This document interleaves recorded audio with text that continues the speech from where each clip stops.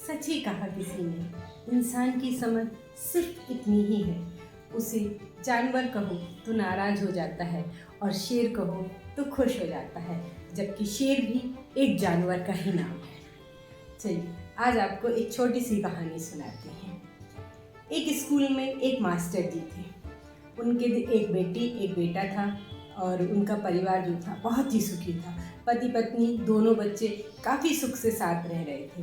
गांव में उनके घर की प्रशंसा होती थी। सभी कहते थे देखो इनकी गृहस्थी कितनी अच्छी है, और वो अपने बच्चों की सारी सुख सुविधाओं का बहुत ध्यान रखते थे। धीरे धीरे उन्हें घमंड हो चला कि वो कितने अच्छे ढंग से अपनी गृहस्थी को चला रहे हैं, और उनके घर में जितनी भी सुख सुविधाओं के सारे साधन हैं, इसके लिए ये सारे के सारे जो हैं उन्हीं के कारण से लोगों को प्राप्त हो रहे हैं। वो इस चीज़ को समझ भी रहे थे कि उन्हें इस बात का गुमान हो रहा है कि मेरे कारण ही घर में सब कुछ इतना अच्छा चल रहा है, लेकिन उन्हें समझ नहीं आ रहा था कि वो अपनी इस चीज़ से कैसे बाहर निकले। तभी एक दिन गांव में एक महात्मा दूर से आए हुए थे, तो उनके प्रवचन की जानकारी मिली तो उन्होंने सोचा चलो मैं भी आश्रम चलता हूँ और जाके महात्मा जी के प्रवचन सुनता हूँ। वो आश्रम पहुँच गए।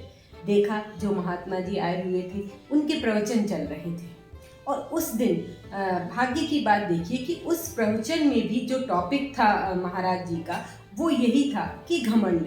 और वो लोगों को समझा रहे थे कि इंसान को कभी भी घमंड नहीं करना चाहिए, क्योंकि जो कुछ होता है वो नियति के अनुसार उसे तो सिर्फ कर्म करना चाहिए, और कर्म के आधार ही उसको फलों की प्राप्ति होती है। जो मास्टर जी थे वो बड़े प्रभावित हुए। वो लास्ट तक बैठे बैठे जो महाराज जी का था उनका सारा प्रवचन सुनते रहे।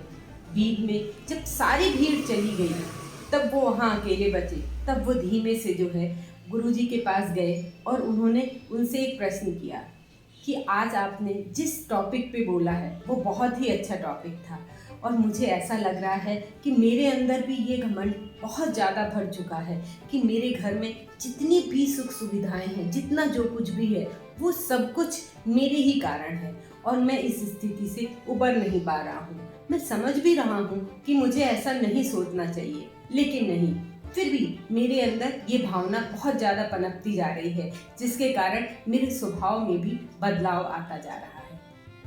तब आश्रम के जो गुरुजी थे उन्होंने मास्टर जी से कहा ठीक है, आप मेरी एक बात मानिए, आप 2 साल के लिए घर से बिना बताए शहर चले जाइए और फिर देखिए 2 साल बाद वापस आइएगा। अब मास्टर जी जो थे वो चूँकि अपनी गलती को भी समझ रहे थे, उन्होंने तुरंत ही गुरुजी की बात मानी और अगले ही दिन जो है वो उनके आश्रम आए और वहाँ से ही वो शहर चले गए। जब वो रात तक घर नहीं पहुँचे, घर के लोग बड़े परेशान हो गए, उनको ढूंढने की चारों तरफ अफरा तफरी हो गई, मास्टर जी कहाँ चले गए कहाँ चले गए। तब आश्रम तक भी लोग पहुँचे। तब गुरुजी ने ये कहा पता नहीं आज आश्रम में एक शेर आया था और किसी को उठाकर ले गया। जैसे ही उनके घर वालों ने ये सुना उनके ऊपर दुख का पहाड़ टूट पड़ा। सारे गांव वाले इकट्ठे हो गए और सभी लोग कहने लगे अरे कैसे हो गया, मास्टर जी इतने अच्छे थे चले गए, उनकी गृहस्थी इतनी अच्छी थी। लेकिन लोगों ने उनके परिवार को ढांढस दिलाया और कहा आप फिक्र मत करिए, हम सब हैं आपकी मदद के लिए, आपके जीवन में सब कुछ ऐसे ही चलता रहेगा। और वक्त कुछ समय बाद घर के लोग भी सामान्य हो गए। बेटे ने बहुत पढ़ाई की, क्योंकि अब उसे ये लगने लगा था कि उसे इन जिम्मेदारियों को संभालना है, और वो एक कॉम्पिटिटिव एग्ज़ाम में सफल भी हो गया। घर सामान्य ढंग से चल पड़ा और बेटी की शादी सारे गांव वालों की मदद और सभी की मदद से बहुत धूमधाम से एक बहुत अच्छे लड़के से कर दी गई। देखते ही देखते समय बीतता गया और 2 साल का समय निकल गया। 2 साल बाद एक दिन अचानक ही मास्टर जी वापस आए तो उन्होंने देखा कि उनके घर में तो सारी खुशियाँ वैसे ही थी। बेटी जो थी अपने ससुराल में बहुत खुश थी, और जो बेटा था कमाने लगा था। घर में सारी सुख सुविधाएं सब कुछ वैसे ही चल रही थी जैसे कि उनके जब वो थे और वो सारी चीज़ों का ध्यान रखते थे। उन्हें तुरंत इस चीज़ का भान हुआ कि ये मेरे कारण से नहीं था, ये तो सब कुछ चल ही रहा था।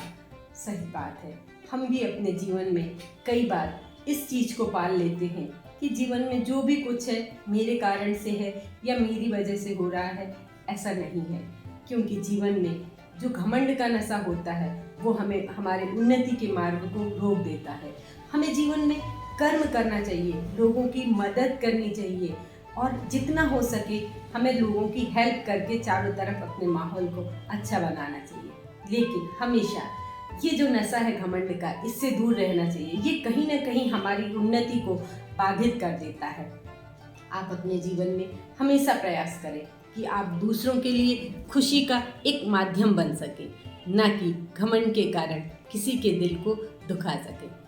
एक छोटी सी कहानी थी, कैसी लगी?